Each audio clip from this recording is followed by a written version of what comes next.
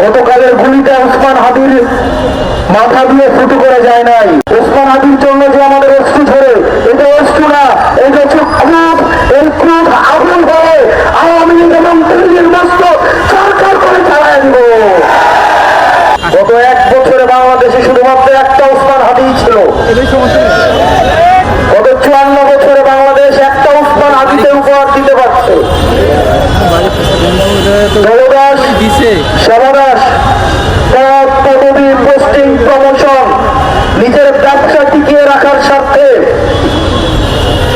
80 বছর ধরে জীবন্ত লাশ হয়ে বেঁচে থাকার থেকে ওসমান হাদির মতো 2 মিনিট জীবন নিয়ে বেঁচে থাকা বেশি সম্মানের। আপনি চাইলে ওসমান হাদি হইতে পারবেন না, আমি চাইলে ওসমান হাদি হইতে পারবো না। ওসমান হাদির কাছে আমাদের প্রতিজ্ঞা আছে। ওসমান হাদি যে শহীদের মৃত্যুর যে আকাঙ্ক্ষা, এই কোরআন আল্লাহর ঐক্যবদ্ধ হচ্ছে। ওসমান হাদি ভাইয়ের রক্তের সাথে ওদেরকে বাংলাদেশে এক ইঞ্চিও জায়গা দেওয়া হবে না। আমরা আওয়ামী লীগের সাথে এখন সবাই পরকিয়া করি। দুনিয়াবী রূপ, প্রত্যাশা, পদের লোভ, এগুলোর ঊর্ধ্বে উঠে উনি বাংলাদেশের প্রশ্নটা সবচেয়ে বড় আকারে উনি রেখেছেন। দুর্ভাগ্যজনক বিষয়, আমরা ওনাকে ধারণ করতে পারি নাই।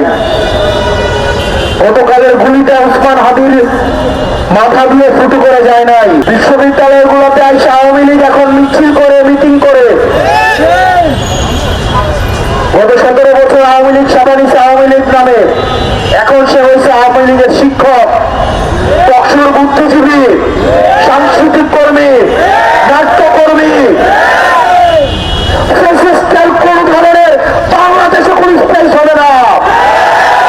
সে যেই নামেই থাকুক না কেন, এখন যে গুলশানের জাতীয় পার্টি নামে